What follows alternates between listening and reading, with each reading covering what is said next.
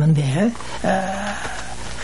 네, 앞으로 재판 비용이 등등 약 50만 달러가 나간다고 합니다. 그런데 공동회의를 진행하다가 사고가 났습니다.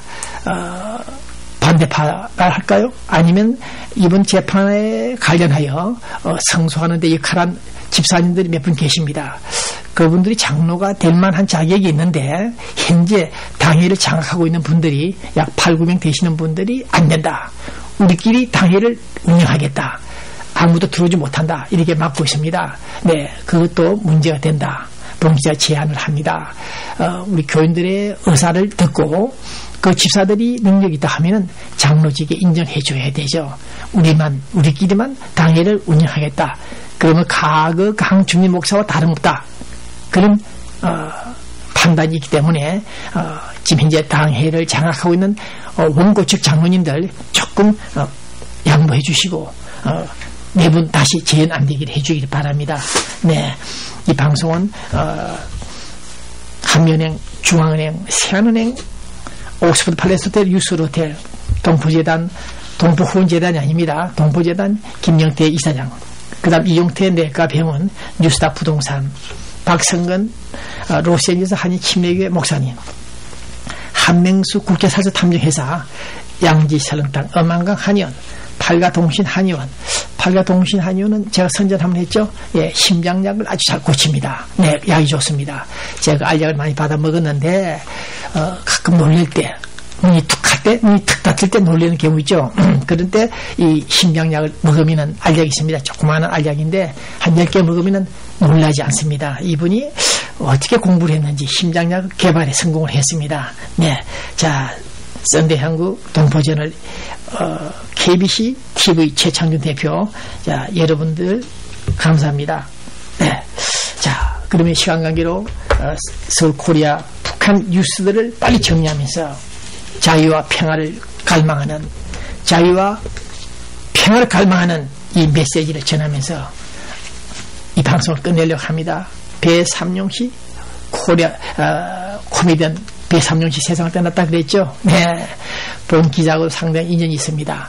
1983년 경이었습니다. 그때 이분이 서울 신군부 전두환 군부로부터 쫓겨났습니다. 옛날에 박정희 때는 신상홍 씨가 쫓겨났고 이분 쫓겨나서 캐나다에 있었는데 캐나다에서 있다 보니까 캐나다에는 빨갱이들이 많죠. 네, 빨치산인지 빨갱이인지 하여튼 친북세들이 많습니다.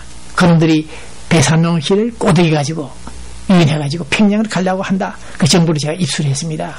그래서 즉시 안기부에 알려주고 우리 통일신문에 신문에 기사화했습니다.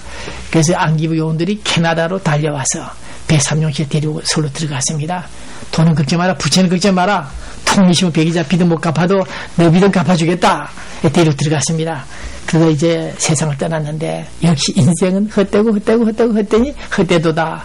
예수님 말씀을 들으면서 배삼룡 씨, 네, 명복을 비름하지 않습니다. 자, 국가정보원, 우리 대한민국 국가정보를 총괄하고 있는 국가정보원, 네, 어제 그저께 국회 정보위원회에서 보고했죠. 네, 북한 체제는 안전한 것 같다, 튼튼한 것 같다. 남북정상회담은 지금 진행되고 있는 것 같다. 아, 네. 그러면서 국군 포로 문제도 아마 이슈가 될 것 같다. 그렇게 원세훈 국정원장이 밝히고 있습니다. 네. 북한 정세를 정확히 판단, 예측하고 있는 국가정보원, 이제 좀 더 심각한 남북한 관계가 진행될 것으로 예상되기 때문에 국가정보원 역할이 아주 중대합니다. 네. 국가정보원이 흔들거리면은, 정체성을 잃어버린다면은, 자유민주적 기본질서를 확립하겠다는 그런 소신이 없게 된다면은 노무현 김대중 시대의 꼴이 됩니다. 북한이 그 체제가 붕괴되든지 아니면 남북한 합의한 통일이 되든지 그때까지는 우리 국가정보원과 국방부가 대북 경계에 소리해서는 안 된다. 그것이 봉기자 30년간 북한 체제를 공부한 결과입니다. 자, MB 안경, 우리 이명박 대통령이 안경을 끼고 있죠. 네, 봉기자의 생각입니다. 그것은 그 안경을 끼고 있는 대통령의 모습에 대한 생각은 봉기자의 생각인데 아니다. 안경을 벗어라. 이명박 대통령의 눈이 하나 찌그러졌죠. 네, 그 모습 날카로운 썸득한 눈매, 눈초리, 지금 우리 한반도 상황은 안경을 끼고 이미지를 관리할 때가 아니다. 좀 더 긴장하고 긴장해서 북한을 날카롭게 쳐다보고 우리 내부 세종시 문제도 비롯해서 여러 가지 해난들이 많다.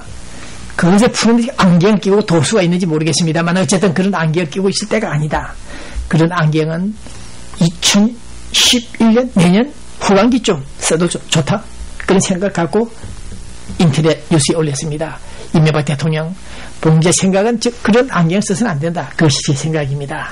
자, 시간이 2분밖에 남지 않았습니다. 빨리 말씀을 드리겠습니다. 한반도 운명. 중앙일보의 김호기 연세대교 사회학 교수가 썼는데 이명박 정부 3년을 간주하면서 글을 썼습니다. 예, 그분의 글은 김호기 교수의 글은 앞으로 더욱더 이명박 정부는 국민 통합을 위해서 노력해라, 리더십을 발휘하라, 그런 말을 하면서 특히 균열, 충돌, 일상화된 다원 사회, 우리 한국 사회, 여기서 소통하고 신뢰받는 정부가 되라고 오달하고 있는데 좋은 말씀입니다. 그러나 봉 기자는 다시 한번 부연한다면은 우리 한반도 운명은 어쩔 수 없다. 어쩔 수 없다. 여기 봉 기자가 한국의 역사라는 이 책을 쭉 봤습니다. 네, 조선 시대의 역사를 비롯해서 고려에서 조선 후기까지의 스토리들을 쭉 대략적으로 좀 봤습니다만은 이런 한국 역사 속에 나타나고 있는 우리 한국민들의 정서, 국민성, 민족성, 2000년도부터서 새롭게 패러다임에 따라서 달라진 민족성, 국가 간 문제 있다. 일부 문제 있다. 그렇게 지적을 하면서 이명박 정부에 대해서 특히 관심을 갖는 이런 학자들 논평, 평가에 있어 좀 신중해야 된다. 우리 한반도는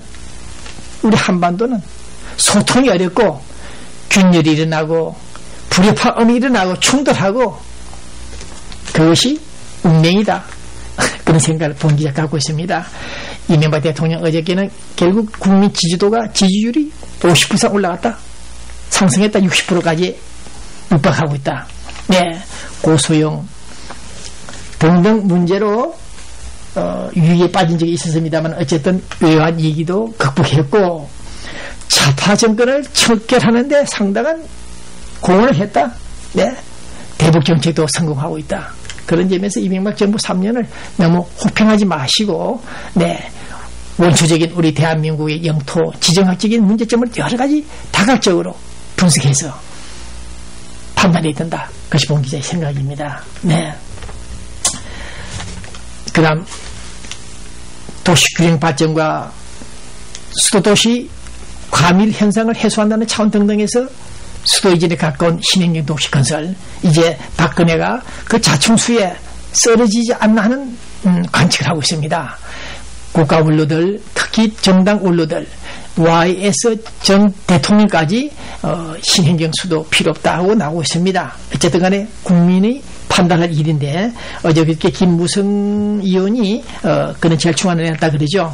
이 절충안을 봉 기자 분석해 보니까 상당히 좋습니다. 네, 대부분을 비롯해서 국가인권위원회, 헌법재판소, 중앙선거관리위원회 약 7개 큰 기관들을 세용으로 보내면 되지 않겠느냐. 세용시로 그런 것이 딱히다. 어쨌든 간에 이 절충안이 상당히 설득력이 있다. 그 점을 박근혜 차기 미래 권력자도 다시 한번 제고해 주시길 바란다. 함부로 그 좁은 땅에서 수도를 이전하는 그런 스타일 계획은 잘못된 것이다. 2002년 9월달 노무현이 그 소위 사기성 충청표를 끌어당기기 위해서 시도했던 그 소위 수도 이전 문제는 우리 국민들이 현명하게 판단해 주길 바란다. 그와 같은 포퓰리즘 유령이 다시 살아나서는 안 된다. 그렇게 봉 기자는 주장하면서 우리 일부 판사들, 단독 판사들 이제 안 되죠. 10년 이상 경력이 있어야 단독 판사가 된다고 했습니다. 대법원장이 결국 우리 언론들이 냅다 치자 이제 정신을 바짝 차린 것 같습니다. 진작 대법원장이 나타나서 단독 판사들 특히 이념 문제에 대한 판결을 할 때 좀 조심하라 경고를 해야 될 텐데 그게 무슨 놈의 사법부 독립이라고 판사들이 대한민국 헌법을 그 정신을 위반하고 있는 판결에 대해서 언급하지 않았다는 대법원